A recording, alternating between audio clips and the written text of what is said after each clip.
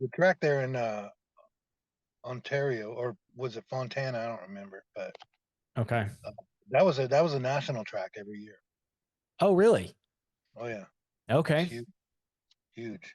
So I went down with Team BM Ecstasy for those nationals. Drove part of the time. They had or they would rent vans Okay. and just pick up kids on the way and drop them off on the way back. You know what I mean? It was kind of cool. That's awesome. BMX Breakthrough is bridging the gap from old school to new school, from tracks to manufacturers, from new riders to their local tracks, and it doesn't stop at racing, but the mission is to connect people with bikes. Join me, Jay Oaks, as I interview key people in the sport and in the industry that are involved in their local circles, in their communities, at their local tracks, and aiming to make a difference on a local level. You'll hear stories, marketing tips, failures, successes, and a way to make a difference in your local BMX community. Let's dive in as we kick off this next episode. That one was right there in the middle of the city. Yeah. So yeah, for me growing up, that was one of the premier tracks that you would hear about. You know what I mean? Because there was always people there, famous, riders that, were shredding it. And so you get the pictures there, you get, That being the Orange Y. yes. Okay. And, uh, national scene too, which is crazy. How are you going to get, that many stuff right there in the middle of the city? It's just crazy. Yeah. They did it. So what year did you start riding? When did your BMX journey begin? I got my first bike when I was before kindergarten. It was kind of a cheaper bike, not really a full BMX bike, but I didn't know the difference. I was too little. I didn't really know. Um, but that got my love of bikes going because I had like freedom. Um, we were living out on Hoogdal Road in a little trailer, and this guy down the road he restored bikes and had them out in his front yard for sale, right? And so we went down there and I got myself a bike, and um, but I didn't get to start racing until like seventh or eighth grade, and even then it was sporadic. Single mom, two kids, not a lot of money, so uh, we would not hit a lot of single point races, so to speak, but um, we would until Bellingham track came around. But we had a track in Mount Vernon, and then it got shut down. And there was a track in Arlington, and it got shut down. And that was right next to the freeway. You could see it. I was like, "Oh, mom, look, look, look! There's a track." And then there was one in Bothell, Woodinville area, and there's more in Woodinville than Bothell, but it's like the other side of the lake. But that was a really cool track. And then once Bellingham opened up, then I got to I was probably a little more at the driving age, just before driving age, and more me and my buddies would go up to that track and race. So you and my dad kind of knew each other growing up, or maybe more knew of each other. I know that he knew of you. And so you guys crossed paths, but I don't believe that you guys ended up racing a whole lot together. Probably just more knew of who each other were at the time. Yeah, yeah, we were the same age. There was a group from Woolley, which your dad was a part of riders, and then there was a group from Burlington, and they were a little more stuck up riders, rich kids. Like one of them, Rich Vasic. I know he was like the first one I had ever known to get the Schwinn Sting. The actual full on racing bike with the smoothed welds, Okay. smoothed over welds, and to me that bike was the ultimate because I was sponsored by the Schwinn shop there in Mount Vernon across the bridge, and that was my goal. I wanted that Schwinn Sting, and I eventually got a red one, so it was really cool. That's Um, cool. and then like I said, and then there was a group from Mount Vernon, and we were all really the same age, all three groups of riders. I mean, Okay. there were some younger, some olders in each, but that core group was my age, and I don't ever remember your dad racing. I know Chance Green raced a lot, but he was also more into doing the freestyle, and he was out there from Woolley. I don't remember too many of the other Woolley guys actually, other than your dad and Chance. But I Okay. remember a bunch of the Burlington guys, and of course, I remember all the Mount Vernon guys. Um, That's yeah, awesome. I don't ever remember your dad racing back then that I remember. You know what I mean? Well, I know that when he was racing, his closest local track that he would go to, there wasn't a track in Mount Vernon yet. So he would go to Woodinville, and that was where he ended up racing more than anything. So it might have been at a little bit different period of time. Well, do you remember what ages he was racing there? I want to say like 13, 14.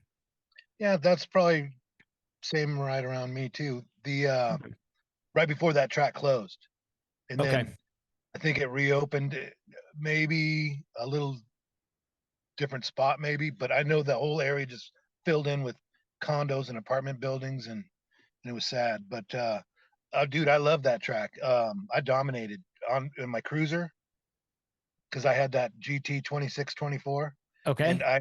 I also dominated in cruiser up at Bellingham. Both had really cool downhill kind of straights, and then they just did some crazy stuff to the finish line. Not anything that like a track you'd see today or either one of them. And I don't remember ever seeing that bike, but you were telling me like what we call today a mullet. Like they did that for mountain bikes for a while. But you said it was a BMX bike with a 26 front and a 24 rear. Yep, it was a Okay. GT frame and fork. Well, it the so what I believe was the bike was um originally Tim Vale's, and the Vales were big into snowboarding, Brian and Tim Vale, and they also dabbled in BMX because all their buddies did, which was like, I don't know if you know any of the Welches, like Tony or Brian Welch. Okay. I Brian, know the name. Brian was 1 year older than me, didn't care for me, but Tony was a few years older than us, and he even let me borrow his uh, a GT 20 inch because I cracked the bike I was racing at the time to go down to Monroe Indoor for one of the big races down there, and that's where our nationals used to be, was in that indoor facility in Monroe at the Speedway. But so I think it was a Vales bike, but it could have been a Welch's. I don't remember. I think it was Vales. Um, but then there was at the bike shop there was also Ed. I don't. Do you remember that guy? He was related. I He remember married seeing him a couple of times. he married the daughter Okay. to the Fultons, who Gotcha. owned the. And then there was Jeff, of course, and Jeff was all talk. And I remember the first time we actually ever got to race together was up in Bellingham, and even Ed was at that race, and we had a full gate of 8, and I smoked them all. There was somebody had taken a picture over hitting the first jump, and I was like a full bike length ahead of everybody, and uh Jeff Fulton he was just looking all squirrely. It was just funny. I don't know what happened to that picture. It was awesome. That's awesome. Well, so that's what I remember about watching you race. And, sometimes our memory, things get lost. But I figured for this episode, I should probably talk about who you are, because there are a lot of people that wouldn't know who you are. I've talked about you quite a bit. And every time that conversation comes up, is I tell people like Todd Taylor was a local legend in our area. And that's how I refer to you. Is, for me, I just remember watching you race as a kid and being out in front, having so much fun out on your bike riding. But even to that statement of you talking about going up to Bellingham and racing with those guys, and it's just funny because that's what I remember of Todd. I remember seeing you out on the track and being out in front of people and kind of just dominating some of the classes. I don't know if that's actually how it went, or if that was just my perspective, because I just thought I looked up to you and thought that you were awesome, and maybe my mind just put you in the front on every race. Well, at the local races, yeah, pretty much. I was king of the dipshits, I guess you could say. But it wasn't like that when I went everywhere else. Which, unfortunately, there's a lot of way better riders in my class than me. Yeah, But those guys that didn't stop as a kid. They just continued on into adulthood and still riding and riding. And they're still riding today. yeah, Like, Steve Clark, that guy, we used to call him Fathead, or people probably still do call him Fathead.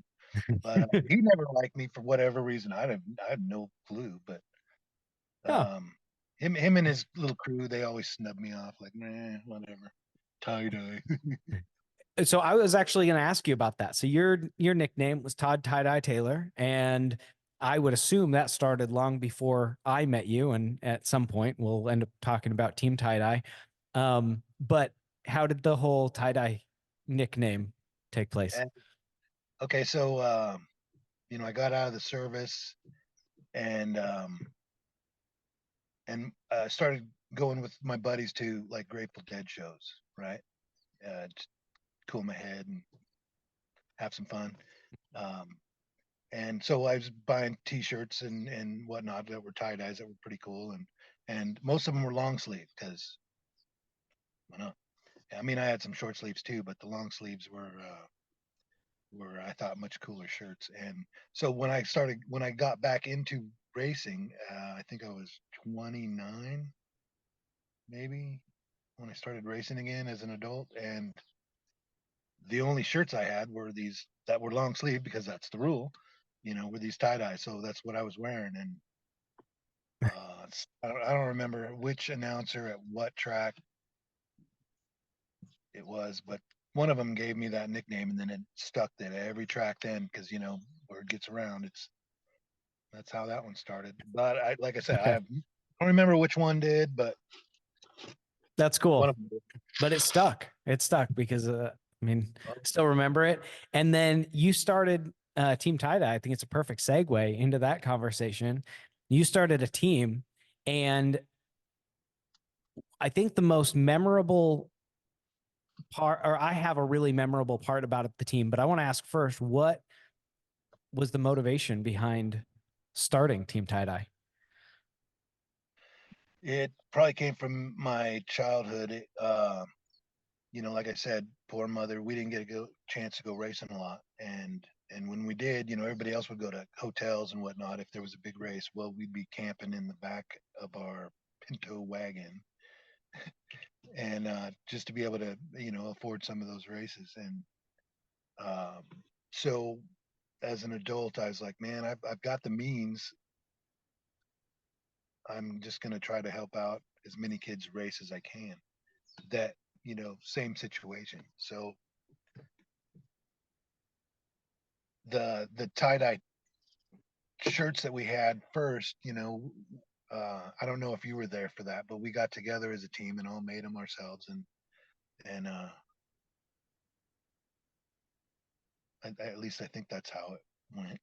Yeah. Well, that's what I heard. That would have been just slightly before me. Okay, so yeah, because our original team, um, we loved going up to Langley, in Canada across the border. This was pre all the stupid crud, and it was just free flowing. We had a kid that lived near us, Arthur, and he showed a lot of interest in BMX, so we took him everywhere with us. So he pretty much he had the same last name, so everybody thought he was just our kid. It kind of made things easy at the border, but we also had a note from his mother saying, yes, you can, he's allowed to go with these guys, these creepers in this van. But so heading up to Langley, constantly like the first time we went up there, we sat next to this couple, and they happened to have a couple of kids, and it just happened to be the Adams family, Jason Adams and Rosemary Adams, and AJ and Renda were the parents, and they were really cool. So every time we went up there, we would sit with them, and then their kids were progressing through the sport, um, and so they were our first choice for our team riders. They didn't really need the help financially. Um, uh, but because they were there kind of like from the beginning in the inception, they were they're also probably the two of the best riders we had on our team. I mean, they were my points getters because they were winners. Um, say I think at the time Jason was racing the 15, 14, 15, 16X class and just was, I mean, we go down to, the indoor races in Peninsula Indoor and everybody look, he had this old crinkly helmet with no visor and he had this tie-dye shirt on. He just looked like a goofy kid and he would get out there and smoke everybody. I mean, it was just beautiful. He was like one of the first kids that I knew that could uh, being clipped in and going over obstacles and still pedaling Oh, wow. Okay. and not jumping, but riding the obstacle and still pedaling. And I was like, dude, I don't know how you learned that skill, but they would put him 2, 3, 4 feet ahead of everybody on every obstacle. You know what I mean? Especially that first one. Where if you can do that over the very first obstacle and you got a 4 foot lead on everybody into the corner, you're gonna win most likely. And Yeah. he just had that skill. And so after a few races down there and some of the big races, when all the riders would come in and he'd still dominate. And it was like they started taking notice. He kept getting offers. He's like, no, no, no, no, no. I'm good. I'm good. Yeah, Jason and Rosemary were fast. Like I remember watching as the kid, the 9-year-old kid, 8-year-old kid, watching Jason go through the rhythm section. And at Langley, that was the longest rhythm section I had ever seen. It was huge. That's a pumping track, man. You got to have to race 2 classes there. Yeah, That there's a that that was a puker track for me. that was Seriously. big. And I just remember that track being so dialed. And I remember like the rain would come in and it still does drain very quickly. I was up there last year for a race and the rain comes in and 10 minutes later, there are a couple people around, but like still the grading of the track is so good that the water drips off of it. It's almost completely dry in 15, 20 minutes. And I remember my recollection was that there was not a single rock on that track. And I don't know if that's entirely true, but I remember it being a very close to perfectly smooth dirt track. Yeah, it was our favorite. We It was a loved good the one. Canadian families and everybody, adopted us in, and it was like our favorite place to ride, other than Burlington when we had that track on. That Okay. I mean, going up the hill and everybody, high fiving me and all the kids just like surrounding me the whole way to where I'm going to go race, cheering me on, and I thought that was pretty neat. That was special. Well, that's the thing. One of the things that I remember is that people really enjoyed you and really, I think people saw you as a role model and I heard, I mean, I've had conversations with your wife about that, about, the kids that um, just enjoyed being around you. And I was one of them. I mean, as a kid, I remember talking about you and some of the desire to start the podcast and the project that we want to work on has come from your investment into me and just the conversations that we had because you had not only were you fast, but you were also a really fun guy to talk to. And it never made me feel like I was just a little kid. I was telling somebody just the other day that I was, 7, 8, 9 years old when I met you. And when I went to school, I remember telling people, oh yeah, I've got a friend at the track. His name's Todd. And I never thought anything of the difference. And I believe that's one of the things that BMX did for my life is I've never really seen an age difference and I've never had a problem being friends with people that were older than me. And I think that was partly because at the beginning, you never made me feel like I was just a kid. You talked to me on the same level and you encouraged me just the same that you would somebody that was exactly your age. So, Making me teary. you know, well, Well, thank you.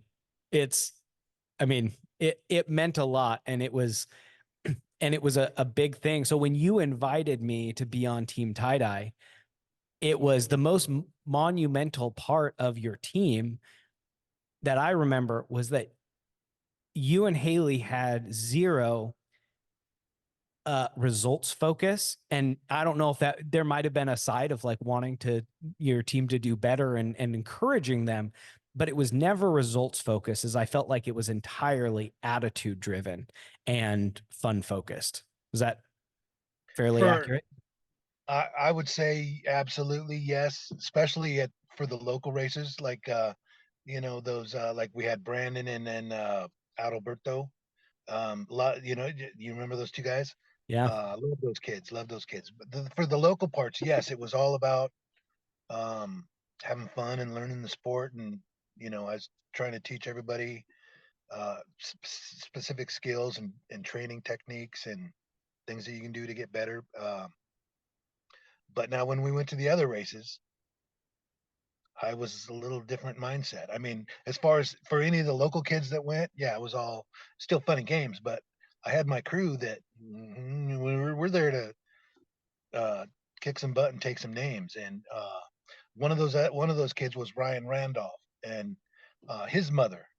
I think they were third and fourth member of our team. And Okay.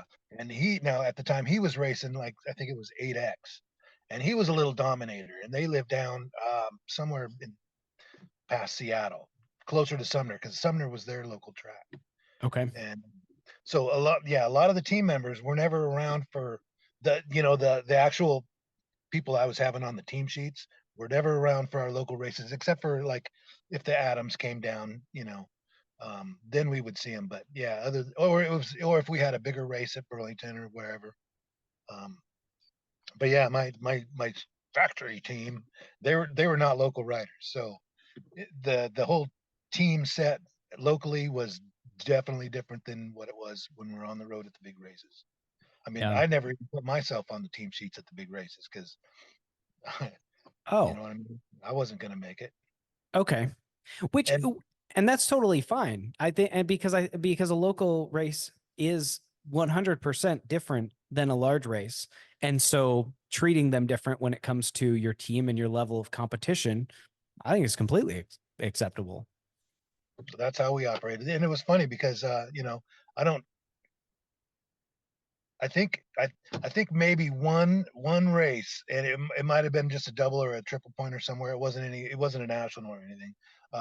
But we came in first place for the team trophy, and I thought that was just like, but it only happened one time. A few other times we came close. Um, and what it dials down to is the female riders that we had. The class wasn't big enough. So I mean, we could have 4 wins, but that one rider class, just, there was like 4 or 5 riders. It was an older female cruiser rider. So Okay. the class wasn't huge. If I could have had one more dialed in, like say, somebody in that age just below Jason, that was phenomenal too. And that because those are the big classes. You're 13, you're 14, you're 15, you're 16X. Yeah, absolutely. Yeah. And speaking of Rosemary, I remember her, she was fast. I think she was a year older than me or something, but she was so fast. She always had that monocoque technique frame. And I remember her at one point and at Burlington. I want to talk about the Burlington track because there aren't a lot of people that know what it was. And in my mind, it is just a legendary track.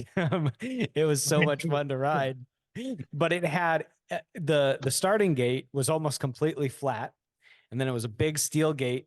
And I remember there was a break for something. And I think we were sitting there for 20, 30 minutes waiting for the gate to start running again. And Rosemary, everybody else had stopped. And she's literally just sitting there focused, just balancing on the gate on a flat gate, which was the hardest gate to balance on of any track I had ridden at. And she's just sitting there totally fine, not moving, at all. It was, and then I think the announcer was Speedy at the time, and he started commenting and trying to like egg her on a little bit to throw her off, and just couldn't do it. That that came from a game we used to play called Foot Down.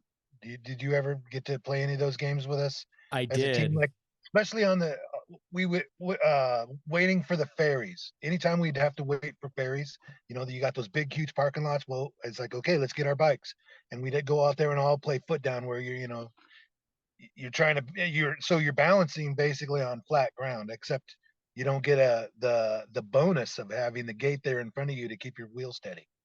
That's true. So for I would try to teach them that, hey, once you get this game down, you can bounce on any gate, Absolutely. because the gate itself is a crutch. It is.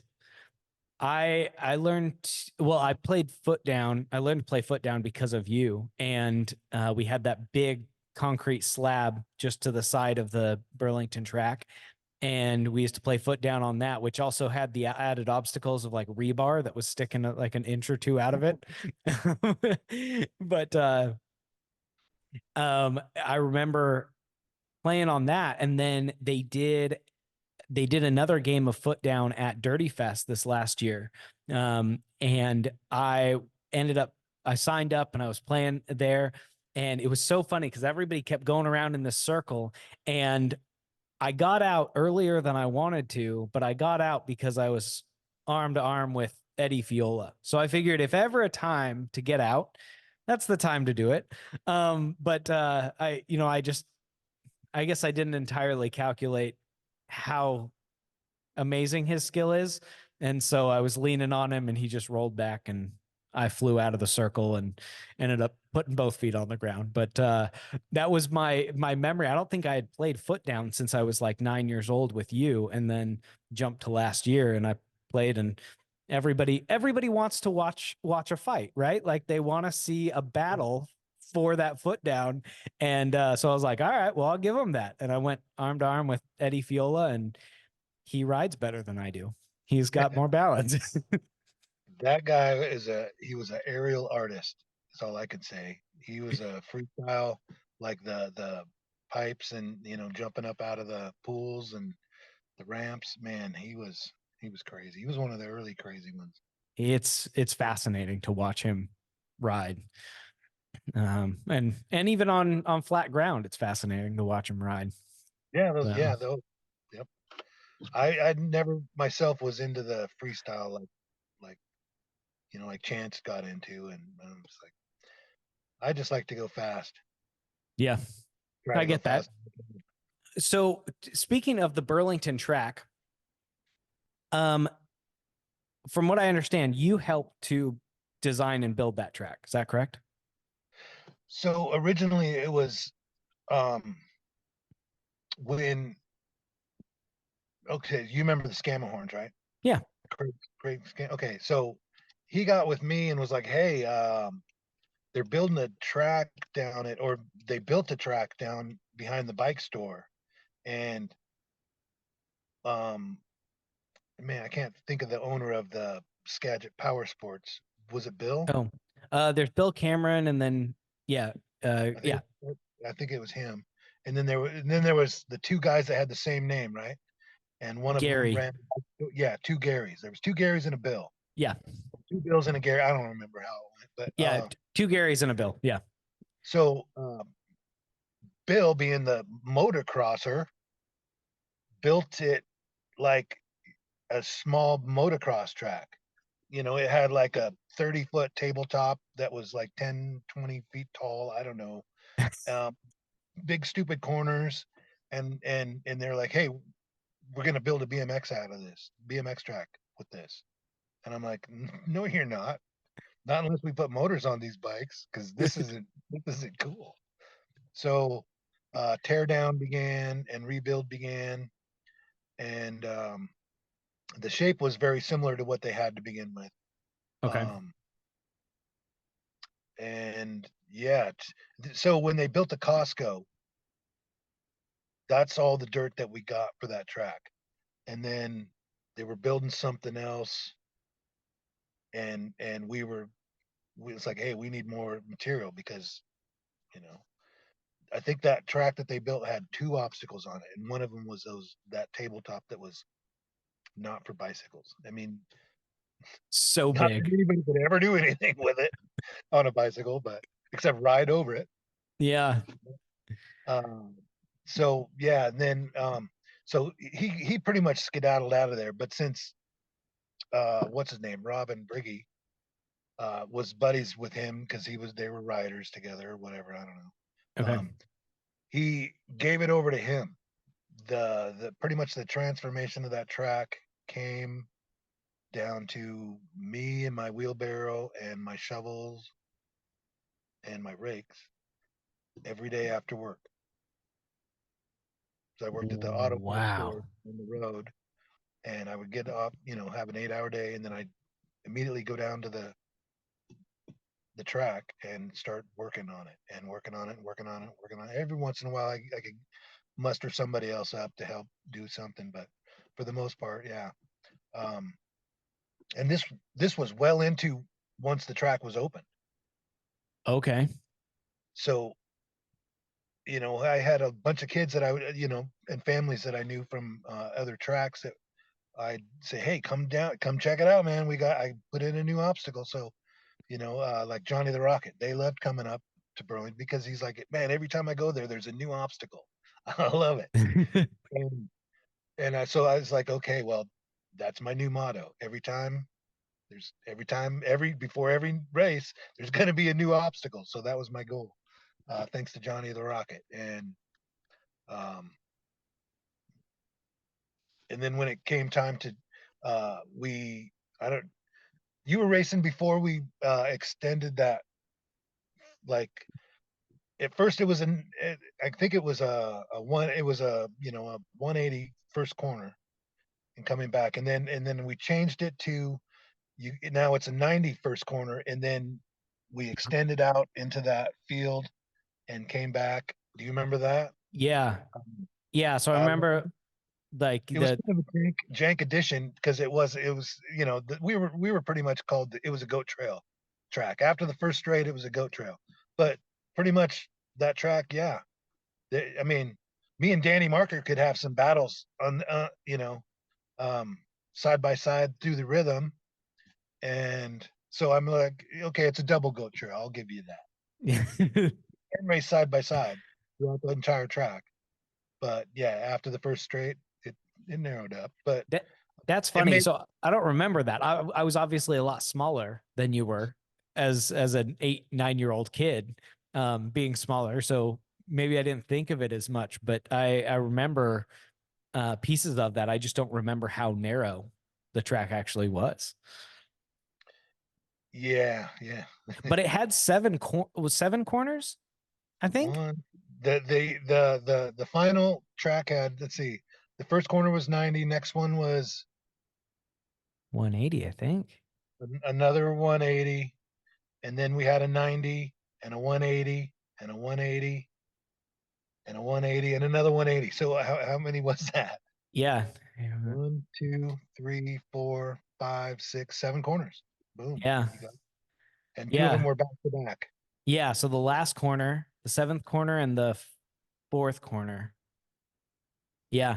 And so coming out of the first straight, and I remember the first obstacle was like basically a spine. It was a single roller that was so steep, and it messed some people up. That I fought tooth and nail. People did not like that jump or that obstacle, and I was like, this is what I grew up on. Yeah. If it wasn't an obstacle like this, it was a wooden jump at an indoor track. Okay. And yeah.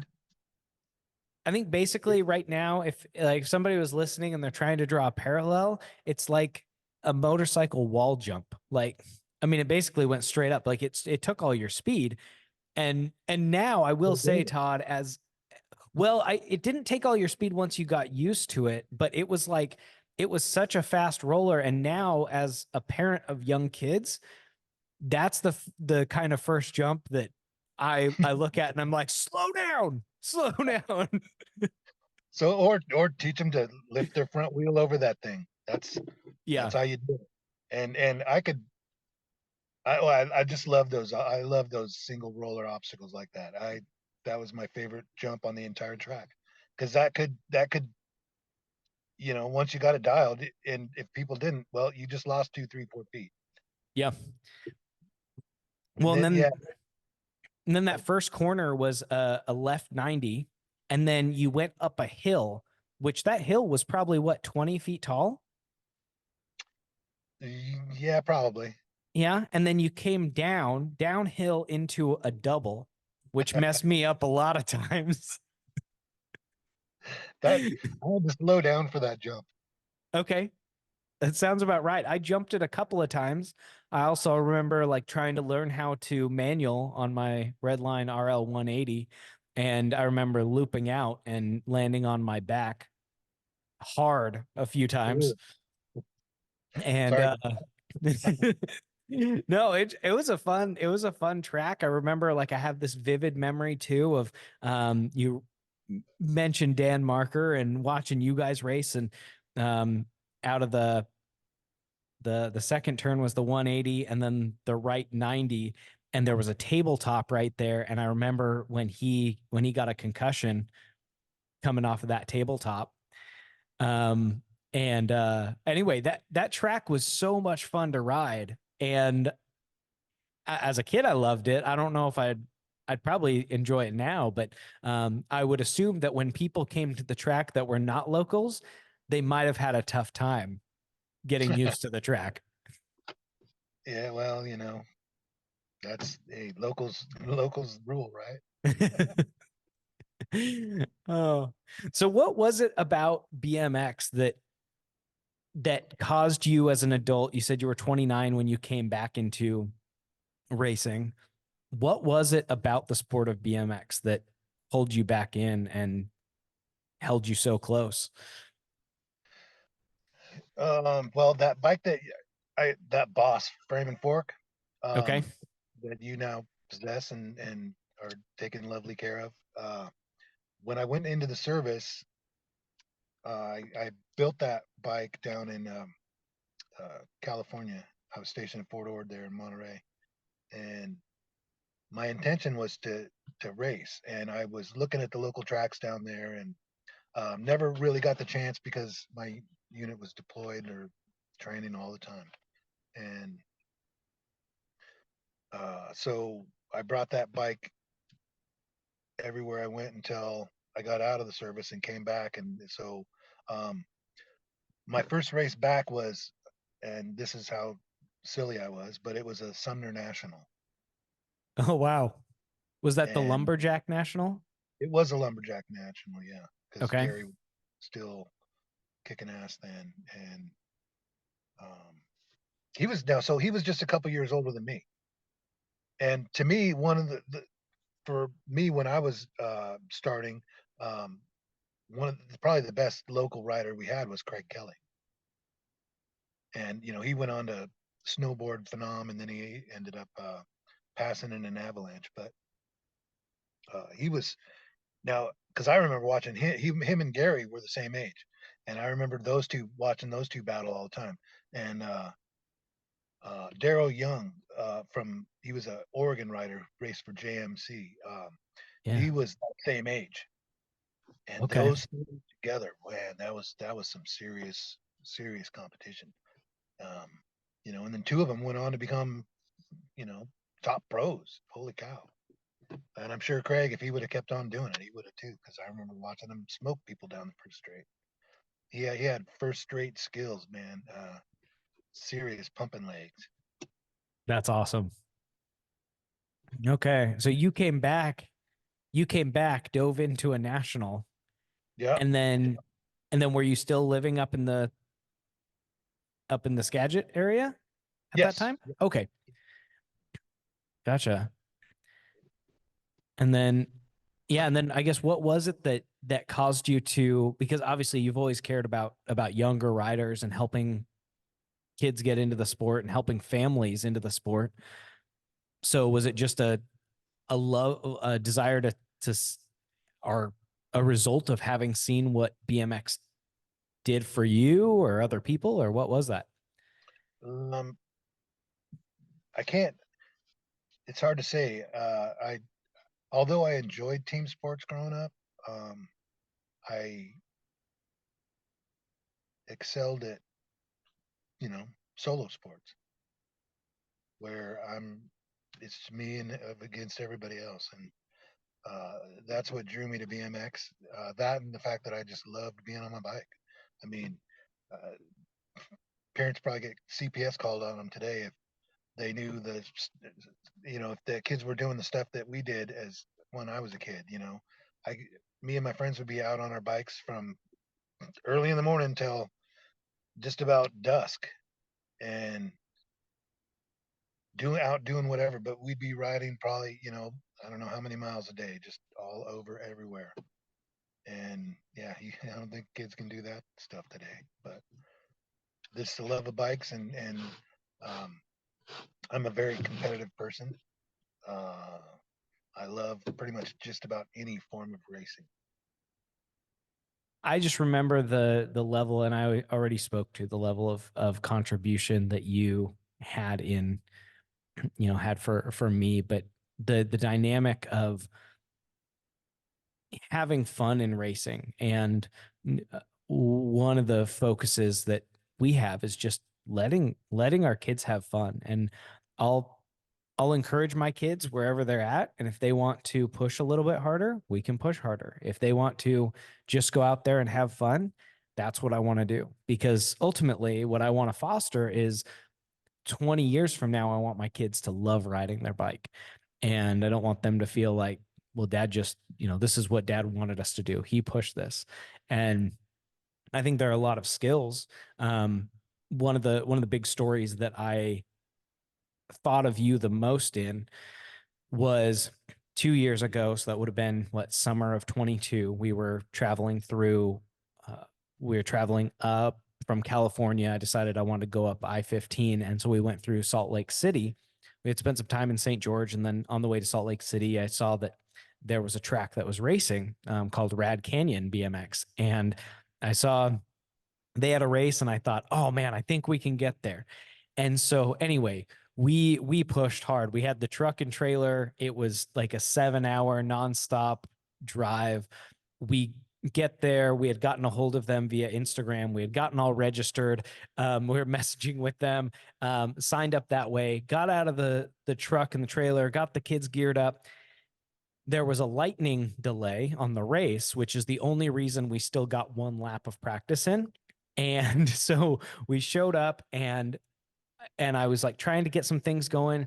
And Jared was the track operator, and he goes, "You guys go out and get a lap of practice. I'll get your number plates. I'll get you guys taken care of." Because we didn't have plates at that point. We were still running temporary paper ones. So we run over to the track. We get a lap of practice. We did the flag lap as well, just for one more time around. And at one point, I see my kids. They're having a great time. Oliver, I think, was 4, and Ashlyn would have been 5 or 3.5 or something. Anyway, but at one point, Oliver's just hanging out and staging. Ashlyn's doing her thing. And then at the end of the race, though, they were so helpful to us. And at the end of the race, they kept the lights on so that we could keep practicing. And so my daughter comes over and she says, "Hey, Dad, will you ride with me?" And I said, "I got to get the trailer set up." They offered for us to just camp there for the night. And I said, "I got to get the trailer set up. Your brother's crashing. But you can go ride." Well, she goes up to the track operator. And this is where I thought of you, because she went up to the track operator. She's a 5-year-old little girl, has never met this guy before. He kind of helped out earlier. And she said, "Hey, do you have your bike?" And he said, "I do. Do you want to race me?" And he goes, "I would love to." And he went and he grabbed a bike out of the shed. He grabbed a helmet. And then she comes over to tell me, and she goes, "Dad, I beat him 3 times." And, and I just thought, like, in that moment, not only was BMX teaching this 5-year-old kid to go and talk to somebody who's significantly older than her, to a stranger, but talk to him like a like have an adult conversation, approach him, say, hey, would you like to ride bikes with me? But also he invested into her riding. He bolstered her confidence and just made this little girl's night. I don't know if she remembers it, but I do believe that it's, you know, a core part of what has created some of those fundamental things. And so I just remember, because of that, I thought, man, like that's what Todd did for a lot of those kids that were at the track. Was you gave us a voice and a platform on which to ride our bikes. And it was amazing. So That's cool. You're tearing me up again, man. I do really appreciate it. And I'm so thankful to be able to talk to you about this. At one point, I remember, I think when I got my team tie-dye jersey, which the kids got to race with last year in Everett, they got, which is now Bigfoot BMX, but they got to race with my old team tie-dye jersey, and then one that you guys gave me when you moved. And it was just, it was fun to kind of reminisce on some of that. But I remember those jerseys, and I remember that year you guys raced a lot. We raced a lot. It was, we were going all over the place. Mostly local races for me, but I just remember the amount of community that I felt like was created in that year was just something that I'll never forget. Yeah, that was a cool year. I worked with this at the bike shop. At the time, the manager, he was married to this lady in Mount Vernon, and she had already had some kids, right? Well, one of them was trying to get a little business started, computer graphics. And I'm like, hey, let's sit down and let's design this jersey so I can send it down to what was it, Hot Shop in California, Yeah. to get printed up and made for the team. And so I paid this guy, for his time, and we got that sent down. I still got the all the original blueprints and everything, or the artwork, and what we sent down to them and what they sent back to us as far as how it was going to actually really look. And yeah, we it cost me a lot of money, I bet. but yeah, it's like, man, I don't know how these other teams can afford these jerseys all the time, because especially if they're changing them every year. I'm like, wow, somebody's putting up some bucks. But I mean, it was very important to get it done, and to I don't know how to say it, but to become more of a real team. You know what I mean?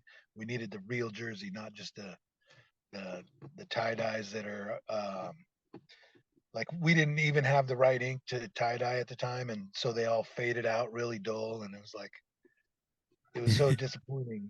But yeah, that I had that drive to really get those jerseys done, and I thought they turned out really cool. They were Haley and I's favorite three colors, um, and I think everybody loved them. Yeah. Not just us on the team, of course, we thought they were awesome, but I think everybody else did too. That's awesome.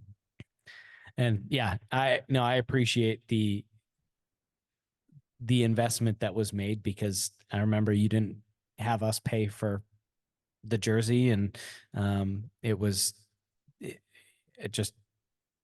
a really cool piece. And I still have, when you guys moved, Haley gave me the rolled up like blueprint, the big poster size, one of the tie-dye jersey prints, and it was framed. It still is. It moved with us, but it was hanging in my office for a really long time.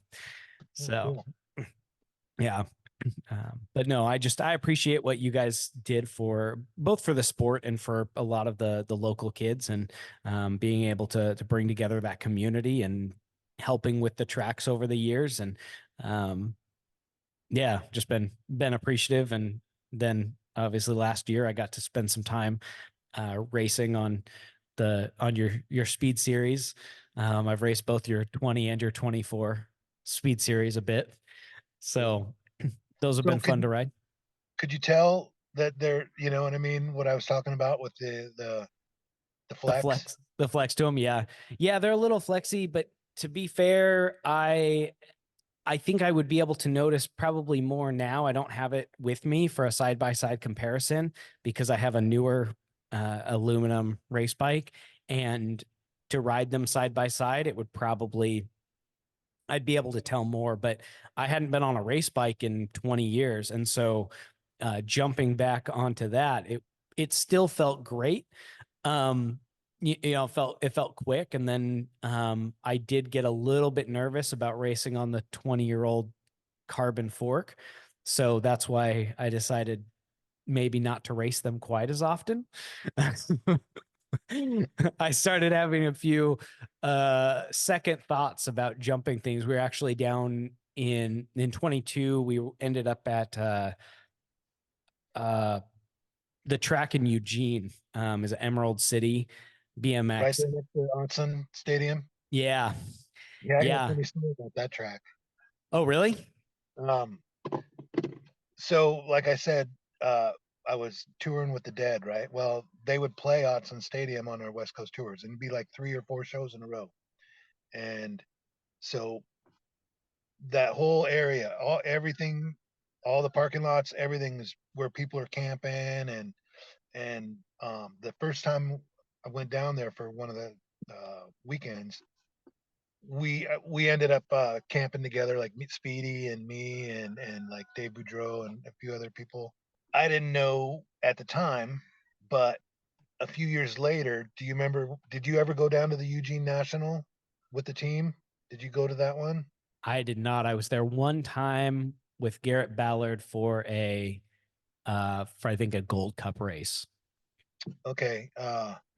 So the Northwest National just happened to be in Eugene that one year or whatever, Okay. um, and I get down there and I'm looking at the track and I'm looking at the stadium and I'm like, no way. I was camping on the track and had no idea I was on a track. That's how tight everything is, you know what I mean? Packed. Yeah. People. I mean, those shows are crazy, dude. Crazy. And yeah, camping on a BMX track and it had no clue. Zero clue. That's awesome. At Yeah. that track, I do remember the let's see, second straight big set of, or was it a big tabletop? I mean, just monstrous obstacles. Yeah. Monstrous. They've still got a pro line. They rebuilt the track a few years ago, like right during the COVID portion, since they were shut down anyway. And so they rebuilt the track and they've got a pro line. And anyway, and now the track is all slurry and it's really fast. But that was the track that I showed up at, and I started getting really nervous. I had raced on your speed series like, I don't know, 10, 12 times that year. And I started finding myself really nervous because of how unforgiving the track was. And I was like, no, if I come up short on this double, like I don't know how much flex that fork can take if I come up short. So I backed off a little bit, and that's when I started thinking, and then it seemed like almost every time I would bring that bike somewhere else, is somebody would go, oh man, I had a friend with a set of Answer Carbo Pros. They snapped on him. And I was like, shut up, please stop telling me this. But you can also say, yeah, I watched this big guy race these forks all the time. it just You know, a funny story about that 24. The day that I got it, because I'd already had the 20, right? And I was okay. building this 64 up at the bike store, and this was before I got the answers for them, those forks. Me and my buddy Pat and BJ I had the bikes in the band there, and they were with me, and we went to those little jumps down in Woolley, you know, at the river next Yeah. to the park. Um, and we're getting out, and I slid the door back on the van, and they jump out, and I start heading down the hill to go check out and see what's changed, mostly, you know, because kids are there all the time making new jumps or changing and doing whatever. And so as I was walking down the the hill, all of a sudden I seen BJ flying down the hill on my new cruiser, and I'm like, whoa! And he hits this jump, and it was a huge gap double, and he thought it might have been a tabletop, so he came up short and breaking his collarbone, uh and me and my buddy Pat were just looking at each other like, did that just happen? Whoa, dude, you can just jump on my new bike and go break yourself. Wow. Did he break Man, anything on your bike? no, not at all. Oh, well, that's good. It still had the GT forks, Okay. those chromo ones, The stilettos. Yes, yeah. Yeah, that was crazy. Yeah. Wow. That's that's wild. That's a I didn't even get to ride it yet, okay. and he freaking Yeah. crashed it already. Well, yeah, I guess he tested it out, and kind of like dropping a helmet when you first get it instead of just putting it on. Maybe he took care of that for you. Right, Oh, man, I'll just never forget that. yeah.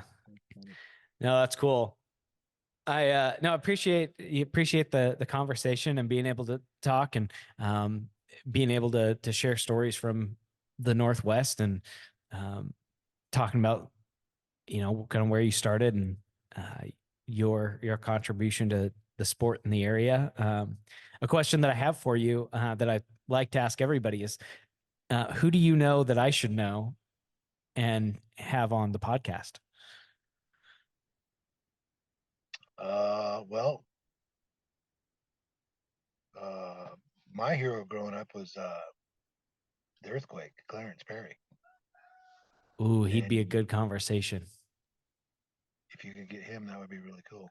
I I love watching that guy down at the original SeaTac downhill track, and that was probably one of the most fun, exciting, kind of scary at the same time tracks because it was so fast. It was awesome.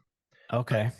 And he was so big that we were all on this gate together, and the gate didn't drop, and everybody went over the gate except for Clarence. He kind of destroyed his freewheel. That's how big and strong he was. Wow. Wow. I was like, well, okay. That's impressive. I got to see him and talk to him a little bit at 2 or 3 state races this year. And so we chatted a bit and it was fun getting to run some practice laps with him and be next to him. And I mean, that guy is still incredibly fast. Dude, man. So It was fun racing him at McCullum. I'd always get to race him there. okay. Yeah. And even still, he's a really fun guy to talk to and had some good conversations with him. So I will definitely try and see if I can reach out and get a hold of him. But Todd, thank you for your time and thanks for your stories and thanks for your investment into me. Hey, no problem. It was fun. Still lots of stories out there. We didn't even get to the Mount Vernon track. Oh, well, if you're up for it, before we close this out, tell me about the Mount Vernon track. So, do you remember any of the obstacles there? Because we started naming them. You're talking about when we built it in 2000? Or when it went in? I don't remember the year, but yeah, like, but not the Mount Vernon track from when you were a kid. No, the new one. Okay, the Bakerview. Yeah. Okay. No, I don't remember. Remember the monster?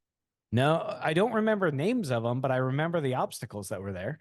So this was when I had track design freedom. Okay. And this is where we gave it the nickname the biggest little short track in the Northwest. Okay. And they're using I think they're still using that or a similar version now. Yeah. But Some people will refer to it a little, yeah, from time to time. But no, at this when we this particular design, yeah, it was because the monster was designed after a track that we went to in um, Nanaimo, and this obstacle was going in Mount Vernon was going into the second corner Okay. right before the corner. In Nanaimo, it was coming out of the first corner, and uh, basically it was a really deep step up, and then another big deep hole, and then a massive table. Um, the one in Nanaimo made ours look like because it was the real monster. That's what they called it. And that dude, that obstacle made it separated the men from the boys, basically. Um, and it was tough. It was tough. But ours was so small, but it was technical. And I remember a lot of people saying they didn't like it because they couldn't go over it fast, or they would crash, or they'd get all squirrely. I was like, well, practice, practice. And then we had that huge hill going into the first corner. Do you remember that? Yeah. It was a. I think it was. I think we even made it into a step up, just so it was a. And then yeah, flying down into the first corner, and then we extended the length and made the doubles, the two sets of doubles, on the second straight bigger, heading into the monster. Okay. Because the way it used to be, it was like I had to slow down to be able to hit because it was three sets of doubles, and I had to slow down to hit the doubles just right. And I'm like, man, I want to go faster. So we extended the length and the height, and and unfortunately, I never got a chance to do anything with that last straightaway. That was always a sore spot in my. It was just dumb. It was like you're riding uphill too. Yeah. It was just dumb. The To- rhythm, I did love the rhythm. There at Mount Vernon. I remember that being good. I don't remember any specifics of it, but I remember having a lot of fun on it. Step up, double, double, table, double. Okay. Yeah. I remember I remember at one point there was would it have been the step down from the monster, or would it have been, was there ever a double going into the second corner? Yeah, before it became the monster. Okay. But Gotcha. it used to be three doubles on that second straightaway. Yeah. Okay. So And they were that, so short, I had to, like I said, had to slow down to take them right without landing flat or whatever. yeah, that third double's the first place that I learned how to do a no-hander. I think I must have been 10 or something at the time, but yeah. Also, Both hands off the bike, jump, yeah, sweet. yeah. Yeah, learned how to do Was it that. I on think purpose? I that time, yes. Oh, good. But it was funny. So also one of the things that I got from you was my kids' first number plates. I made them, and actually my plate when I came back into racing, I made my plate because of what you had done for us as kids, and I still have my 196 plate. And I remember having I remember crying after breaking it. I think I would have been 8 years old. I broke it in at SeaTac. I crashed at a race down there, and I broke my 196 plate that you had made for me. And that was just a heartbreaking moment. But then the next year I was 25. I can't find that plate. But that's one that you made for me as well. And then after I was 25, though, is when I got out of racing. And it's funny to me, or what's funny is when I was packing up all of my things the other day, I found that I have 2 district top 50 medals, which means that after I was 25, I earned a top 50 number. And I don't know what it was because I never had a plate, because I took a whole year off of racing and then I came back and I had my serial number. And so anyway, I need to get a hold of Gork and kind of go through his files because I found out that they're still available. But there is a number that I earned that I never actually raced with, and I don't even know what it is. Very interesting. So, Yeah, I remember that it was always cool once a month, getting your magazine in the mail to check the points, and I don't know if they still do that or what, but that was something I always enjoyed doing. I that always was fun. kept a log in a Okay. journal of every race, number of riders, my position, my points, Oh, wow. and so every race. So when it came out every month, I would verify and double check. Because Wow. that one year that we raced a lot and went everywhere, yeah, I was going for number one, and I ended up number two because of Tommy Phillips. He was my age, Okay. cruiser rider, right? Never raced local. Always, he was just like he would travel around the country racing all the nationals. Okay. I'm like, how can that Huh. work? Wow. Because he didn't really make the mains. Interesting. Huh. Yeah. I mean, we'd have 30, 40, 50 guys in our class. So if you did make a main, you made a lot of points. Yeah, I've got your when I got the Speed Series 20 and 24 from you, that had the cruiser had 8 on it, and I think the 20 had 20 something, 22 maybe, something like that. I don't remember. But You still got those so plates? I do. I'll have to find them. Cool. Yeah, I kept them along with your ATI pads, because the ATI pads were the pads that I always wanted. And I think more than anything, I just wanted your bikes. Like I remember those bikes in their glory days and just idolizing those two Speed Series frames. And I even told when I got them from you, I took a picture of them and I sent it to Kyle Burrows. And he goes, "Are those Todd's old bikes?" And so we had both been eyeballing your bikes for 20, 25 years. So It's funny. He was yeah. a good. I like that guy. Yeah. But again, Todd, thank you so much. Thanks for the stories and joining the podcast with me. No problem. Thank you. Thank you for joining us in today's episode. It is because of people like you and our sponsors who make this whole thing possible, because they have a desire to see the sport grow. If you would like to get involved in the mission of BMX Breakthrough, you can start by going to your local track, find a way to volunteer, help out, and serve there. Or you can go to our website, bmxbreakthrough.com, in order to donate, find out about sponsorship, or learn more.